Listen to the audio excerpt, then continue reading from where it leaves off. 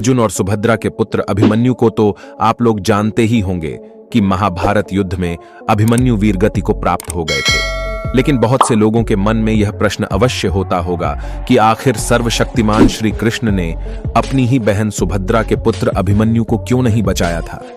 जबकि अर्जुन और पांचों पांडवों की युद्ध के अंत तक उनके रक्षा कवच बने रहे थे। तो अभिमन्यु को क्यों मर जाने दिया? अगर चाहते तो लीलाधारी भगवान श्री कृष्ण अपने सुदर्शन चक्र भेज अभिमन्यु को चक्रव्यूह से बाहर ले आते और अभिमन्यु का वध नहीं हो पाता, परंतु श्री कृष्ण ने ऐसा नहीं किया।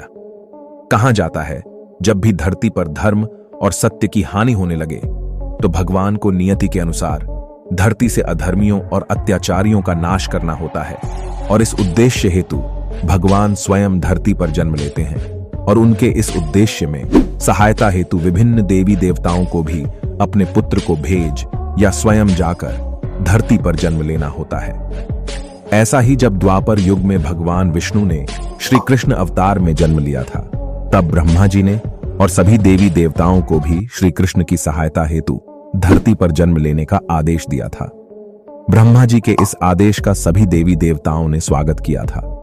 परंतु चंद्रमा ने इस आदेश का विरोध किया और अपने पुत्र वर्चा को पृथ्वी पर जन्म लेने से इनकार कर दिया। लेकिन जब सभी देवताओं ने मिलकर चंद्रमा को समझाया कि धर्म की रक्षा करना ही हम देवताओं का परम कर्तव्य और धर्म है, इसलिए हम सभी को ब्रह्मा जी का आदेश का पालन करना है, यह हमारा दायित्व और कर्तव्य भी है।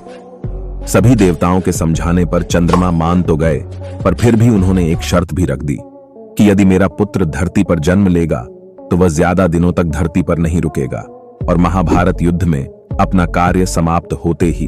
वह मेरे पास लौट आएगा। दोस्तों, चंद्रमा पुत्र वर्चा ही अभिमन्यु थे,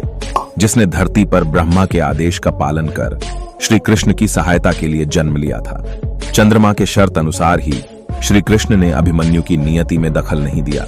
और अभिमन्यु महाभारत युद्ध में वीरगति को प्राप्त हो अपने पिता चंद्रमा के पास चले गए।